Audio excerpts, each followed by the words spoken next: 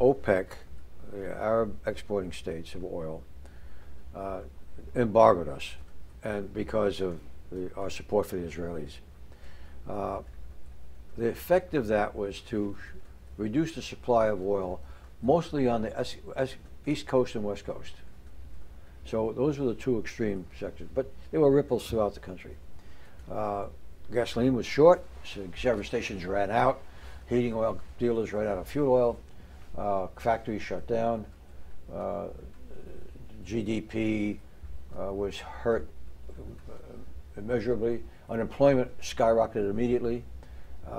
It was a scary moment, and no one could tell how long it was going to last.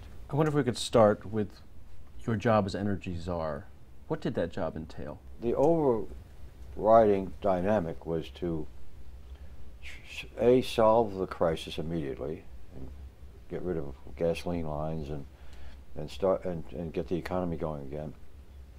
And the bigger picture was to try and get the Congress to legislate a long-range energy plan which would actually reduce our imports from dicey areas of the world. This was an intense moment in the country. There were many factors coming together. There was Watergate, there was the embargo and the energy crisis that resulted. How did all of these factors complicate your job as Energy Czar? It was crisis. People waiting on long lines for gasoline. We mandated and had the authority to mandate that if you could buy gasoline on Tuesdays and Thursdays if you had an odd number at the end of your license plate, and you violated the law if you didn't do that. The service stations would get in trouble. That didn't make people very happy. I remember going back to my office one day, and there were flowers, and I told my assistant, "So at least somebody likes this," and she said, "Take another look," and it was a funeral wreath. So there was some unpleasant aspects to what were going on. On the other hand, there were some light moments. Sunday morning, I was in the office alone.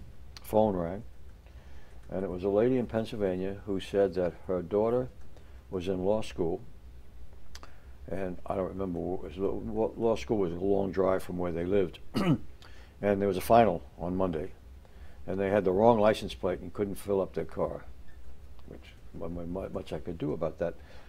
But I took her name and number and the school, and on Monday morning I called the dean, and I told the dean, one surprised dean, who got a call from me, and I said, "You know, I got this call last night, give her a break. Everybody has to do their part." And he said, "No problem, I'll reschedule her exam." So there were kind of moments like that were amusing, but it was very tense. Did you have any personal experiences you can tell us about with gas lines or the energy crisis yourself? My wife was still with the kids here in New York, and she called me, and she was sitting on gasoline lines and wanted to know why the heck I wasn't there to help her. And she still talks about that. And we had a fuel oil a wholesaler here in New York. We had a lot of independent little wholesalers. And he called home one night and told my wife that he was prepared to put a gasoline tank, in the back of our house.